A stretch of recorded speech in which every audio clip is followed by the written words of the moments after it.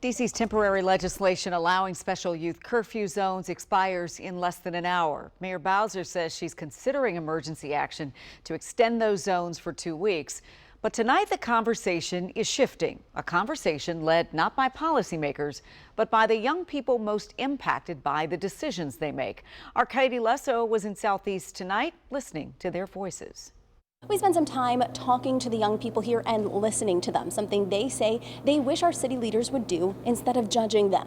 We always have a negative title, no matter what. Tyler Dawson is 17 years old. She was one of the speakers. What do we do when black youth are under attack? At the Black Swan Academy Youth Town Hall in Southeast Wednesday night. I'm just here to advocate for change. What does change look like for you?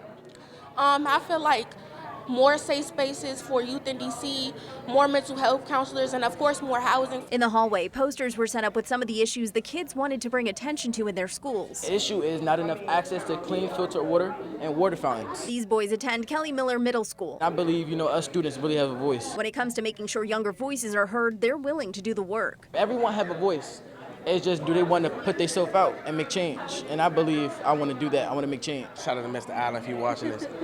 He say that everybody got the willing to change and speak, but you just got to have the will to do it. Just like many of you at home, they too have seen the videos of the chaotic teen takeovers, but say the curfew is not a long-term solution. Curfew is not a solution. These kids out here, they don't care. If people think youth are crazy, then get them more mental health resources. What do you think is the biggest misconception when it comes to young people in D.C.? Not all of us are the same. I think people often try to demonize black and brown youth specifically and try and make them seem like they're doing something mischievous when we're really just trying to have fun. What do you want people to keep in mind before they pass judgment on young people in D.C.? We're young. I want them to think, how can they make us better? Maybe give us advice. And these kids aren't just here with issues, they have solutions. There definitely are third spaces, but I think there just need to be more.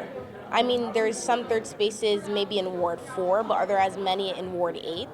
And that's what we really need to think about. We should introduce a youth advisory council because youth do not get listened to. I feel like adults are always trying to speak for us and they're always putting a negative title on it. I feel like if we get to hear directly from the youth, then, change will actually happen. Now, to learn more about Black Swan Academy, the organization hosting this event who connects young people with ways to get involved, head to our website, WUSA9.com.